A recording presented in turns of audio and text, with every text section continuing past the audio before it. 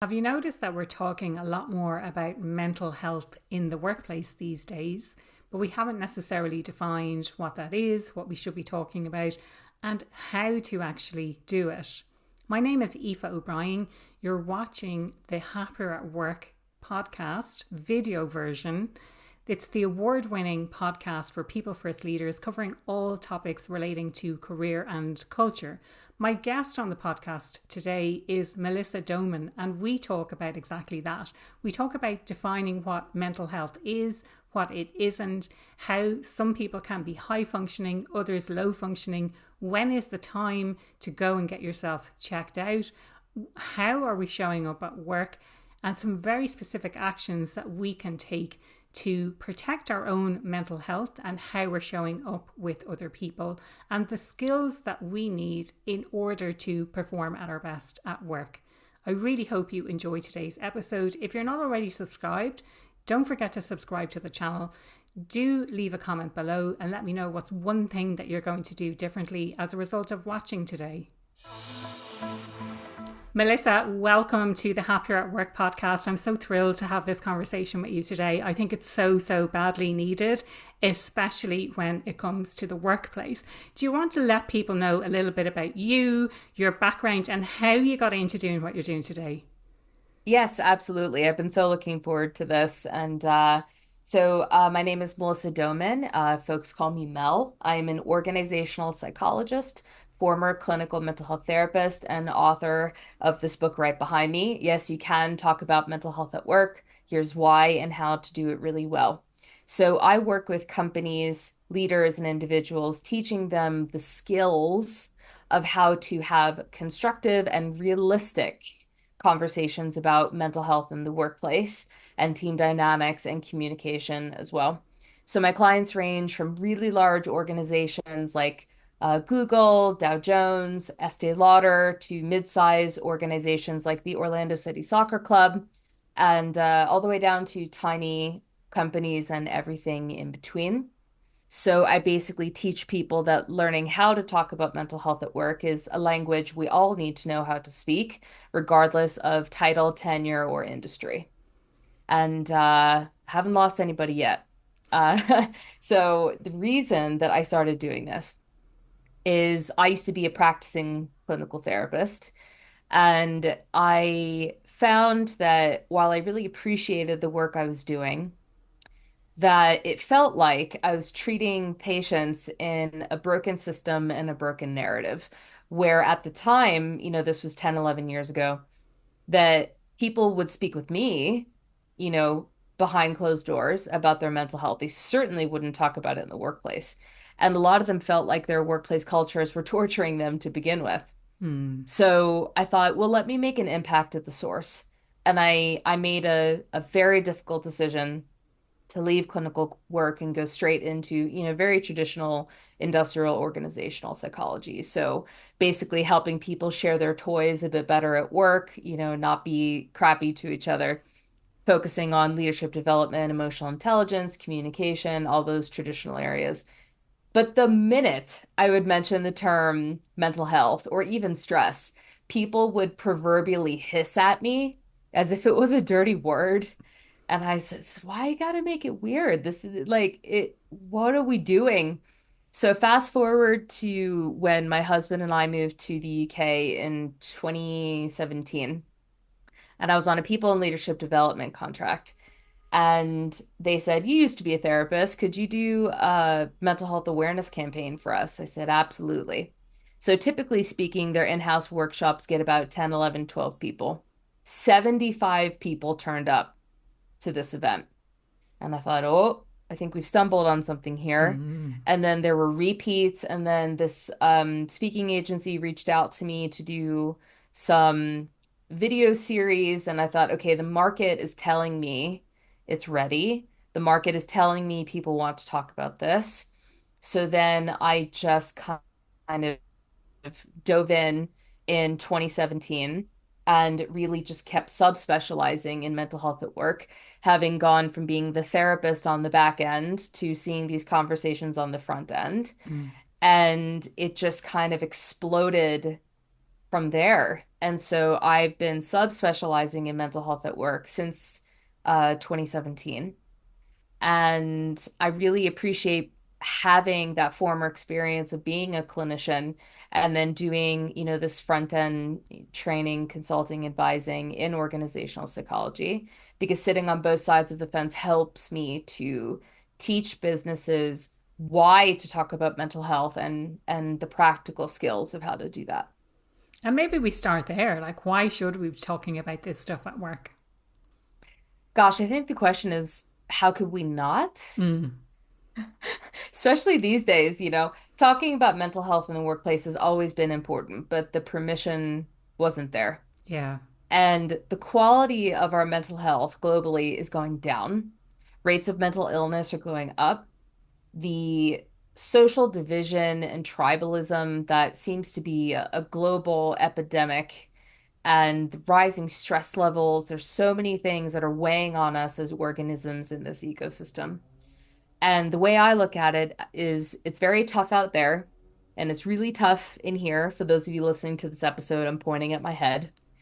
And I just don't understand how we can pretend to ignore that Mm, and not teach people how to have those conversations with the people they spend the most time with each week, generally speaking, the mm, people they work with. yeah. So I think talking about mental health is critical to overall well-being, productivity, and personal and professional functioning.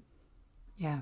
I'd love to, because you've mentioned a few things there, and I know before we started recording, we said we would define some of the terminology that we use. So maybe we could Yeah, talk about that. But I'd also yeah. love to know, like, what caused the shift? Like, when I think about past work, I'm thinking Mad Men, I'm thinking, drinking whiskey in the afternoon. And then, we're kind of blurry in the middle. And now we're here and we're openly talking about mental health at work. So I'd love to know. Let's talk about some of the terminology, and then let's talk Yeah, about, like, how did we make that transition from yeah, we for don't sure. ever talk about this stuff, work is Yes. work and work is hard, to I'm suffering and I need to talk to someone about it Yeah, and work needs to know. yeah. So one of the stories that I always tell people is when I was doing a keynote in the UK just before the pandemic, and this middle-aged British gentleman, English gentleman came up to me afterwards, and we were chatting about what I had shared, and he leaned in and whispered, "I have mental health."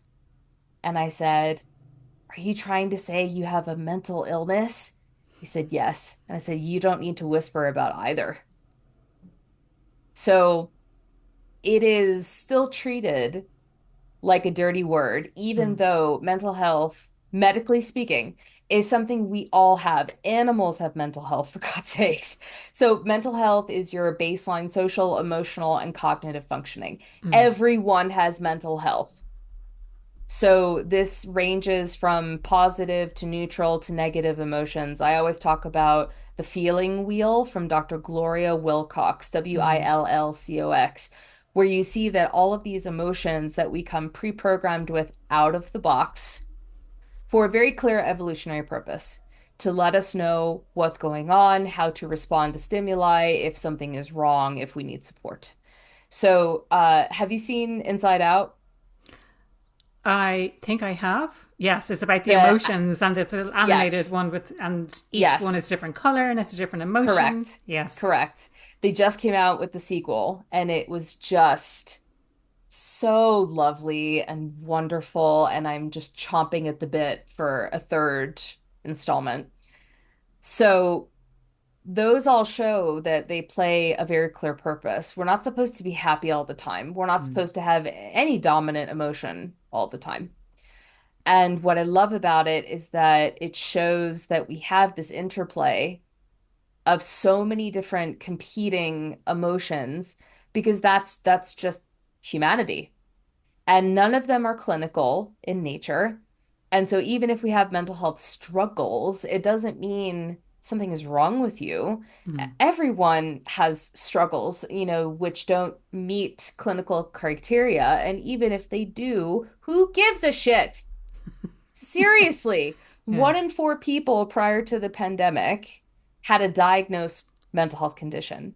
I know that data is going in the wrong direction since 2020, not Mm. looking great. No. And so mental illness, also known as mental ill health, mental health condition, is a diagnosable clinical behavioral disorder that impacts your thinking, emotions, cognitions, behaviors, social interactions. There's close to 300 different types of mental health Okay. conditions. Okay. Right. Yeah. Yeah. Most people who have them, you would not know Mm. unless they told you, because Yeah. most people who struggle with a mental health condition are very high functioning. So Mm. they work, they pay their bills, they have relationships, they, have children, they travel, they do all these sorts of things. And they have a mental health condition. Mm. So popular ones that people know are, any form of depression or anxiety disorder, eating disorders, PTSD, personality disorders, any form of addiction. There are lots of different types.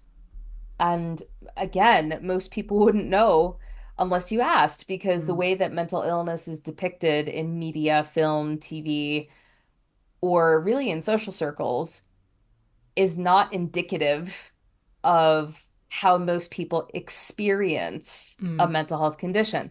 There are some people who it's quite mild. There are some people where it is debilitatingly severe, Mm. and most people are somewhere in between. Yeah. So it is so easy for people to completely misunderstand the nature of a mental illness because it's an illness that affects the organ that governs who we are and how we act. Yeah. Mm. So people are so much more willing to use terms interchangeably, inappropriately, by the way, when you wouldn't be so cavalier to say something like, "Oh my gosh, I'm breathing so hard. I feel like I have COPD," or "My stomach is so, unsettled about this meeting. I feel like I have Crohn's disease."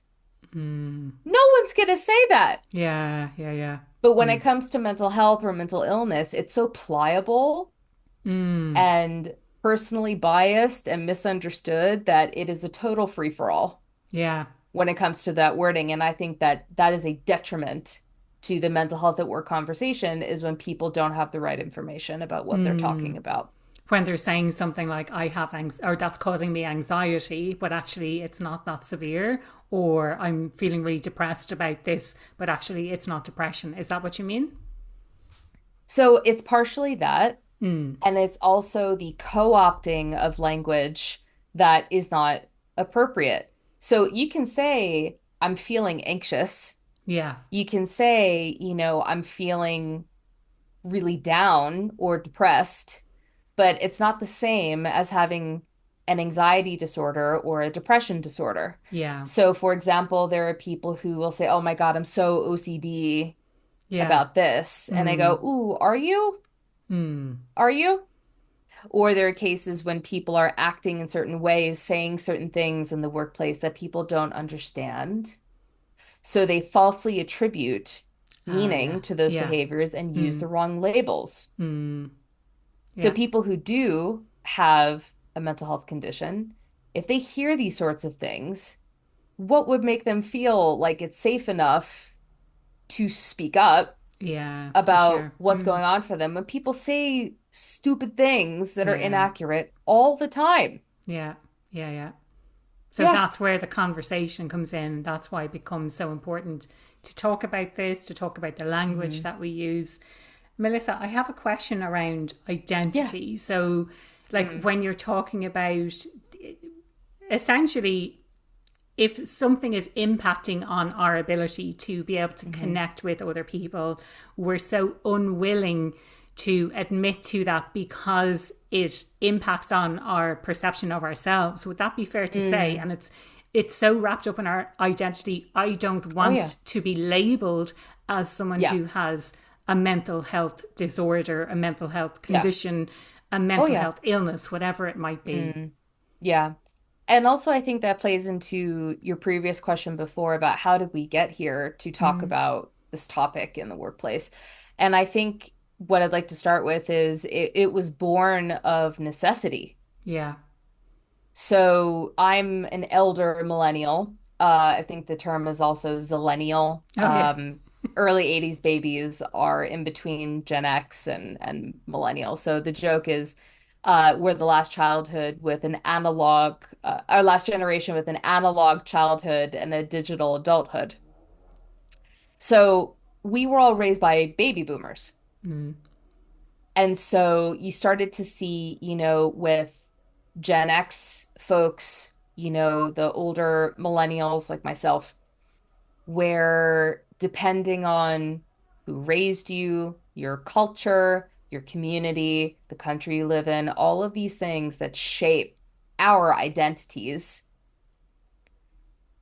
What was interesting is that despite any of those identifying factors, there was this pressure that was building and building and building in the newer generations of seeing how their parents were suffering in some cases mm, and really just not going down that road to talk about emotional struggles in general, let alone at work. And then when Gen Xers and millennials were also taught that in some ways, our generations were saying, no, we're discontinuing this cycle because we don't want to feel as ill as you do. mm, And so I think that there was a quite the shift from starting, I think, slowly from probably the early aughts, I would say, mm. where, we started noticing, and listen, mental health issues are rampant amongst Gen X, millennials. It's a known thing, especially for mood disorders. And I think that these generations just said, we don't want to end up like those who came before us. Yeah.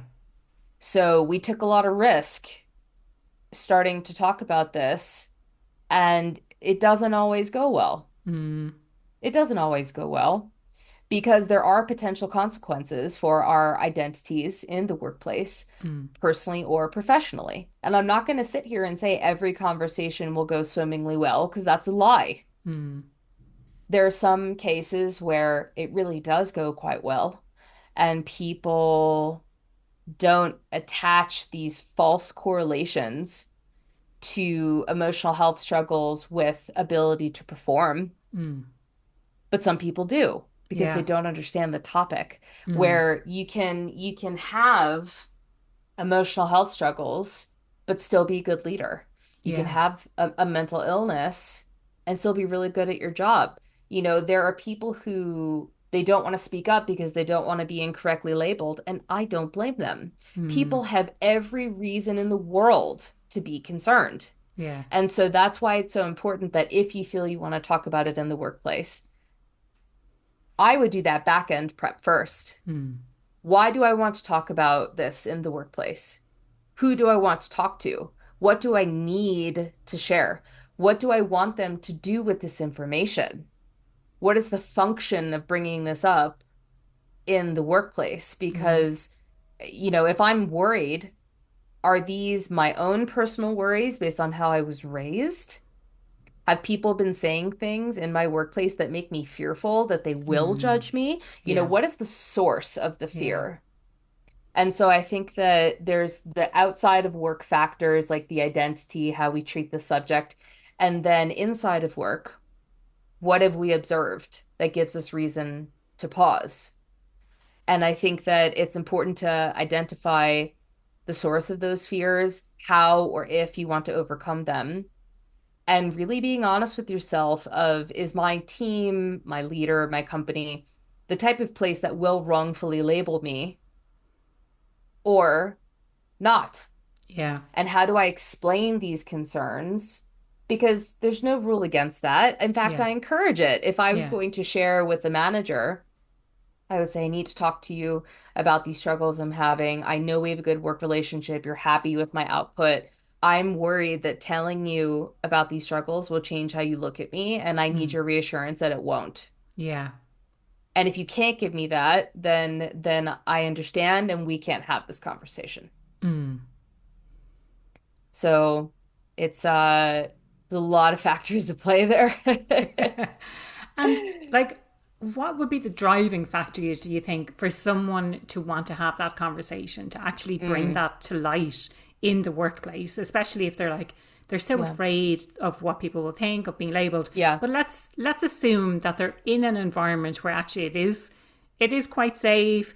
They think Yeah. that it'll be okay to speak up and share what's going on Yeah. for them. Like, what Hmm. is the driving, like, why do you think people want to share more about that kind of stuff at work?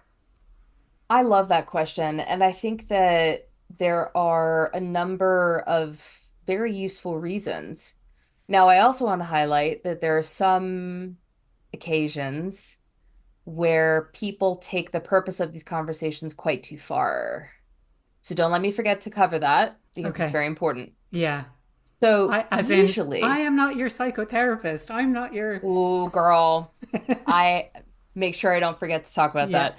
So I would say that the key drivers to talk about your mental health in the workplace is not just to talk about it. The mental health at work movement loves to often say, mental health matters and we should talk about it. I go, great. Why? Why? What are the specific reasons and what are the outcomes that you're aiming for instead of just spewing words into an infinite conversational abyss, Mm, which is what usually happens. yeah.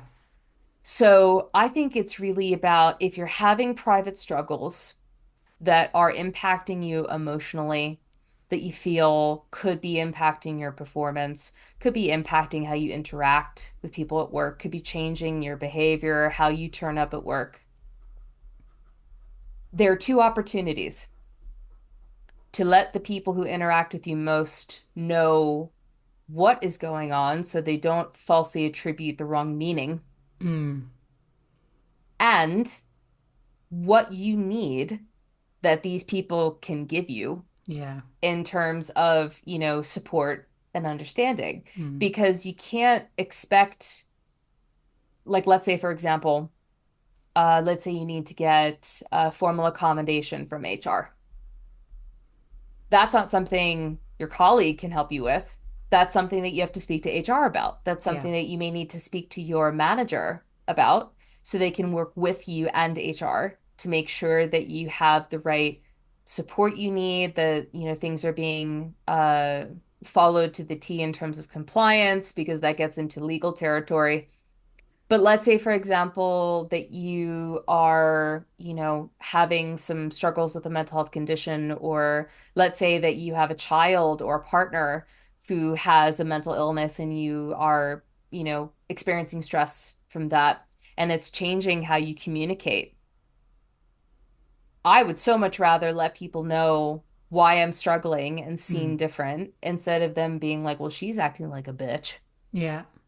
Or she can't do her So job, or. can't do her job, Yeah. clearly she's slipping. Mm, And I think that there is power in controlling that narrative mm, and letting people know what's going on, what you need from them, and most importantly, what you're doing to manage it. yeah. It's one thing to struggle with mental health, it's another thing to manage it. We don't choose to have a mental illness. We don't choose to have our mental health negatively impacted. We choose how to deal with it. And Mm, we are responsible for that, and while understanding we need access to resources and can afford to use them, which is a yeah. totally different discussion. Yeah. But I think that's so interesting, Melissa, because I don't hear a lot of people talking about that. I think when we talk about mental health, we assume that I assume that it's this permanent condition and that someone is not going to change, that's going to impact how they work, and Mm, they're not necessarily doing something about it, I suppose is what I'm trying to mhm. say when we talk about Yeah. that in the general sense. And Mm, I love that you said we need to let people know how we're managing it, yeah. because the assumption is that if we're being open about it, that we're being open about how we're also managing it, what we are doing. One would hope. One would hope. And if we can come back to this question, I said, you were like, it depends on the reason that you're sharing. And Right. you're like, don't Right. let your manager turn into your psychotherapist. That is not what they're there So for. And before I get into that, I went on this kind of harangue in my book about and it's an unpopular opinion, but it's a truthful one and it's an important one about when people use mental health struggles as excuses for bad Yeah. behavior, Okay. as Yes. Yeah. Yeah. excuses for, treating other people poorly. Mm. And I go, mm-mm, no, you don't. Yeah. No, you don't. You You need to don't get take to do that. responsibility. Yeah. You have to take responsibility and you Mm. have to manage it yourself, and the Yeah. world can't bend to you.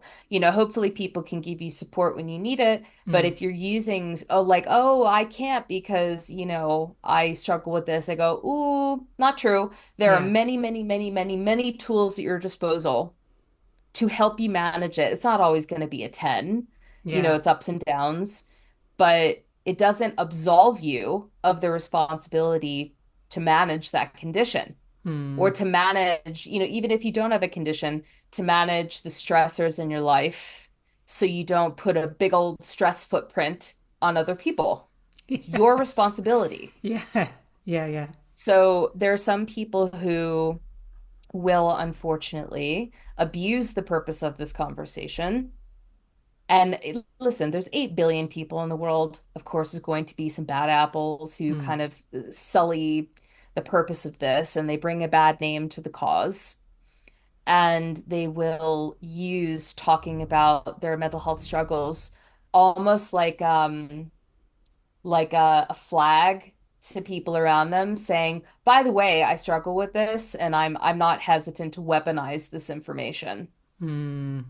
There's some I people do who do this that. because of my condition, Yeah. and they may use that or as an or excuse. or I am who I am for my Yeah. struggles, or I have Yeah. trauma, or just they're so quick to use it as a scapegoat or as a Mm. reason. And there are some people, some who will use a diagnosed condition as a legal kind of cover your ass because it is a Mm. protected Ah, characteristic. yes, okay, yeah, yeah. You can't fire me now because I'm protected because I have this There, condition. there, there are people, this is Mm. not the majority, I want to Yeah. make that clear, but Mm. there are people who do that. I have seen it. Mm. And so when people bring up mental health struggles without a purpose other than like, and it doesn't necessarily need to be the reasons I said before. It Mm. could be that people are just relating to each other. Yeah. Oh, I really appreciate you telling me that you struggle with depression. I struggle with anxiety. Mm. And so it could just be building rapport. That's a Yeah. wonderful reason to do it. But if you have people who are kind of flashing up highlights of, oh, I have this and I have this and I have this, and there's no clear connection Yeah. to the purpose of why they're bringing it up, or it seems to come up really, really, really often, and sometimes at completely unnecessary or inappropriate moments, those are red flags Mm. because there's some people who will use that information as a form of manipulation. I have Yeah. seen it too many times. Yeah. Yeah. And then the worst part is that if you have people who are trying to be open, trying to accommodate, and they get burned, do you really think they're going to be likely to do that again Mm. for other people? Yeah. So all it takes is one bad Is burn one person experience. and then it's Yeah. no, They're like, I yeah. learned my lesson, and so they screwed that person Yeah. until they find someone else who hopefully encourages them to get over that experience. Mm. Mm. Can we talk a bit about this idea that if you're putting the pressure or you're sharing now because you're like, I want to be able to talk to my manager about what's going on and almost Mhm. replace the therapist role as your manager. So like do you see Oh that no, no, no, no, happening? no. Mm. Oh, Oh no, I that's what am I mean. so, That's bad. yeah. So I launched a leadership certification program. It's called the Mental Health at Work Conversational Literacy Program for Leaders. So there is a huge section in one of the modules, actually throughout most of them, about what your role is and is not as a leader. Mm. What are the boundaries around these conversations? How you can be a supportive manager, not turning into a therapist, how you can help them, how you shouldn't help them, who are the right people to connect them to if you're not the best person to help them, so you don't want to do them a disservice. And I think that the managers who are at the highest risk of becoming that workplace therapist are the ones who tend to be the savior types, Yeah. where they try to shield their team members, protect them, bubble wrap them. You're ultimately doing them a disservice Mm. and yourself by doing that. And so I think that part of understanding the purpose of these conversations is knowing their limitations Yeah. and their boundaries. Mm. Yeah, yeah. Having those clear boundaries.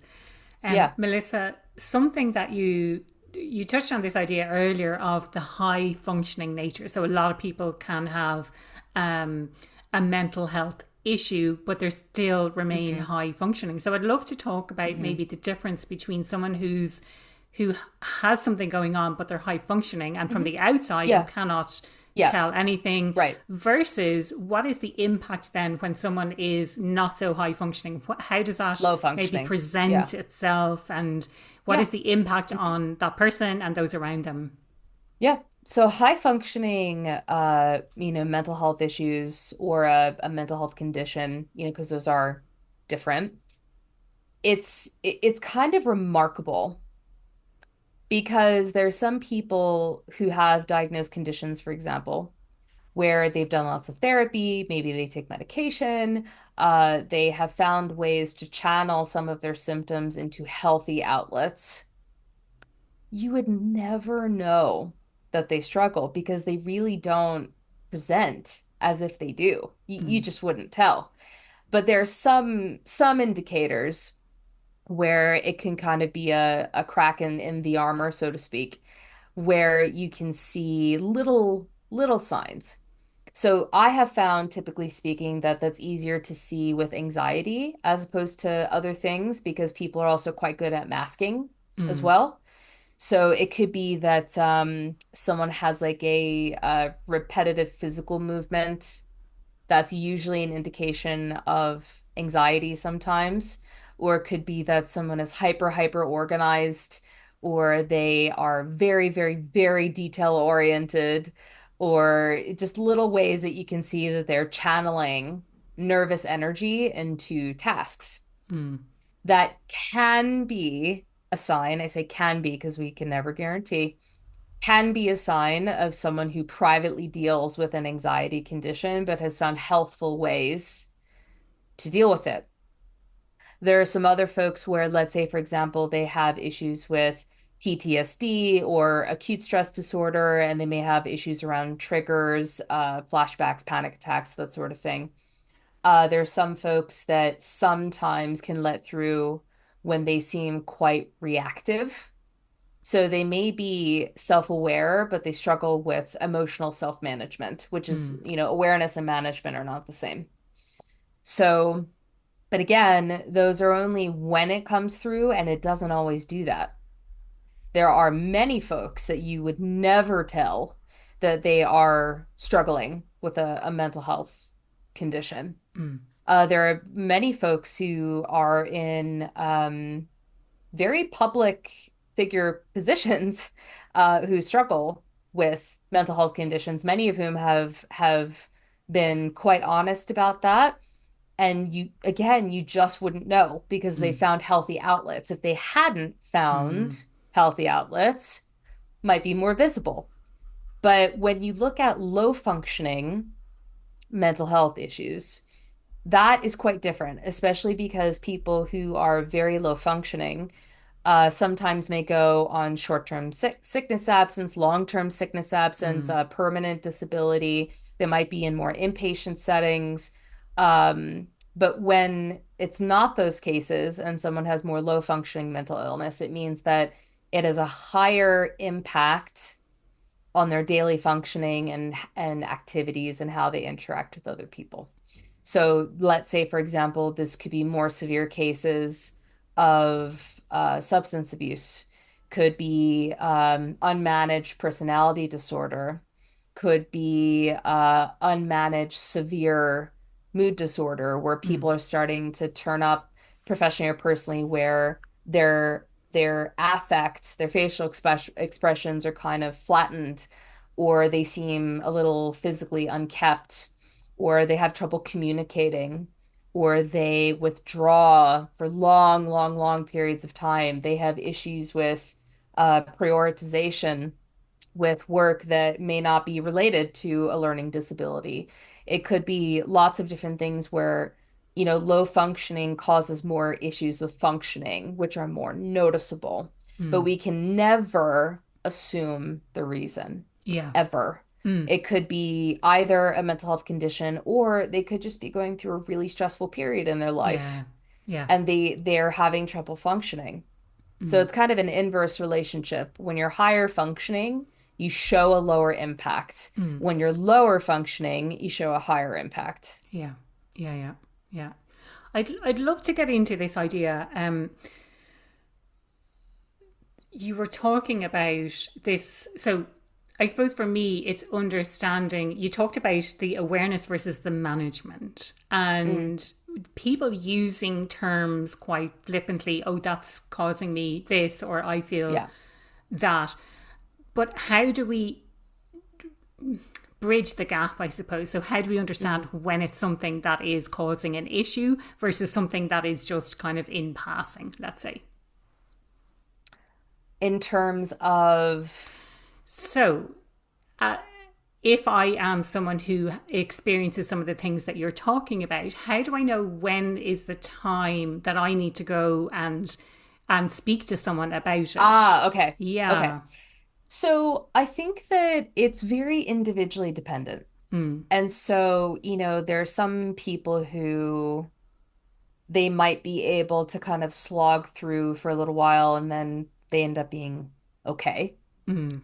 There are some other people where they notice that their traditional coping methods just aren't working, and they're finding that doing, typical tasks or social interactions or just typical life stuff becomes harder and harder and harder.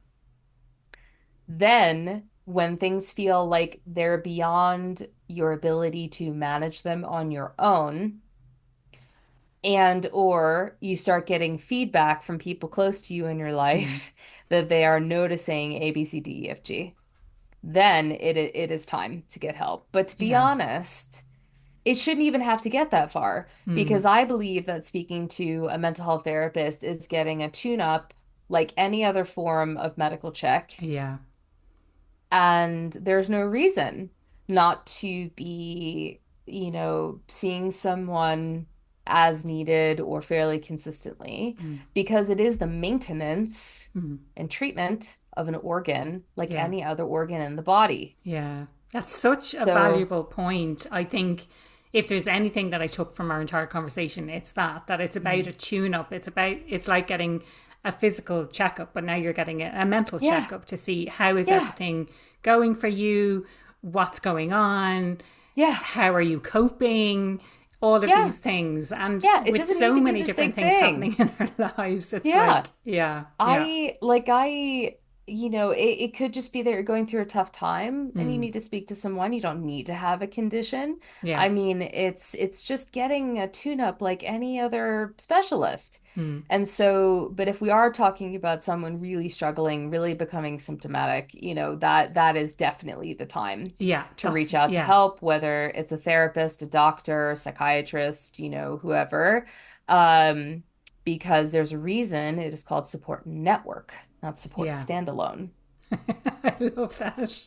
Support Yeah. standalone. I am so independent and I can just Hi, manage how are everything for you? myself. And how's that working out for you? Exactly, exactly. This is it.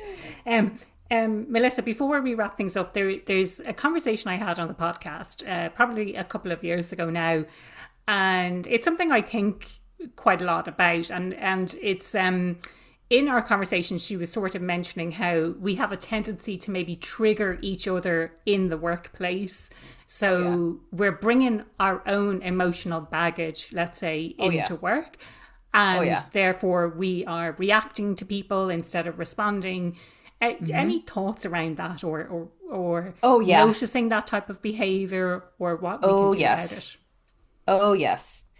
I usually describe it as we're all swimming in a sea of triggers trying to find our own boat. Love that. But people don't seem to realize they have to build their own boat. so they Okay. don't Yeah. Yeah. drown in it. Yeah. You're So not looking for the boat out there. Your boat you got to is make it yourself. That's you right. self-built boat.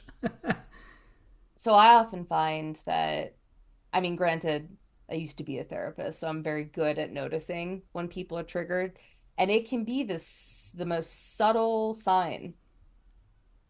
But I tend to notice that when people are triggered, they either withdraw quite quickly, they become quite reactive, or they start questioning a lot. Mm. And because I'm so used to picking up on that, I'll say like, have I struck a nerve? So I don't like to abuse the word triggered because so many people do. Yeah. And so I tend to use more accessible language, saying, have did I struck a nerve? Yeah. What's going on? And people's ability to real time process that they have been triggered and why is not a natural skill set. Yeah. It is a learned skill Mm. set. Yeah. We So some don't people realize may because we're in the know. moment and we're dealing with the emotion. Yeah. Oh yeah, and when you Mm. get triggered or your fight, flight, freeze gets turned on, your prefrontal cortex in the front of your brain that has your logic, conscience, rationale, personality, that is not in charge. It's gone. Gone. Well, it's still there. It's just not lighting up like the amygdala is Mm. and the hippocampus, attached to memory. That's a very reptilian part of us Mm. that when that kicks on, it's because our nervous system and our brain perceives a threat. That's why we act that way, is that Mm. we feel threatened or we feel upset. And so I tend to recommend something called calling out the secondary process. So that is a therapeutic term from way back in the day where you're calling out a dynamic of what's happening as opposed to the content being spoken about. Mm. So let's say, for example, you and I are having a conversation and I clearly have struck a nerve Mm. and we're starting to kind of, pick at each other or whatever it is. I would zoom out and say, I'm noticing that it seems like I've struck a nerve. Mm. I don't want to assume that I have. I don't want to assume why, but I feel like we need to pause for a minute and understand like why we're going off the rails here because I certainly didn't mean to, Mm. but I want to understand what's going on. So we're calling out the dynamic, Yeah. not the content, because if you Rather than keep getting wrapped up in the in the emotion words, of like this person's picking at me, well, I've triggered you and now I'm getting triggered right, back and all this kind of stuff. getting Yeah. caught up Yeah. in the experience, you Yeah. pause and Mm. you observe the dynamic. Yeah. I love that. And for some people it's an uncomfortable thing Mm. to do because it's very honest, Mm. very transparent. You worry that by saying something like that could make it worse. But usually in my experience, having the courage to have that tough conversation Mm. usually yields positive results Yeah. and understanding, connection, Mm. rapport, respect. Totally. Yeah. And I found out in the last few weeks, I have to find the source, but it said something like people who have the courage and confidence to have difficult conversations tend to have overall better cognitive health Mm. because you're engaging so many different parts of your brain. Yeah. I was like, well, I'm a freaking genius then. So, Love it. but Love it. yeah. Melissa, is there anything else that you wanted to talk about today? Is there anything else that you think is really pertinent to our conversation that we haven't yet covered before we wrap things up? I would say that, it's really important to understand the spectrum of mental health in the context of work. Yeah. But in order to change those conversations, we need to focus on teaching people the education and the skills Yeah. to do that. Yeah. Because otherwise, we're just going to keep saying mental health is important. Mental health is important. Here's what it looks like, but not actually teaching people how to change Yeah. the conversations. Yeah. So I would say, it's really time that we move from solely and awareness building stage and move more towards equipping people to do it, Yeah. which is what every deliverable in my business, my book, all my LinkedIn courses, everything is skills based. Yeah. Because and this is the trademark tagline for my business: awareness is great, action is better. Yeah. Yeah. Yeah. Totally. It's not about the knowing, it's about the doing. What are you going to do differently as a result? I love Yeah. that. I love that. And Yeah. Melissa, the question I ask everyone who comes on the podcast, what does being happier at work mean to you?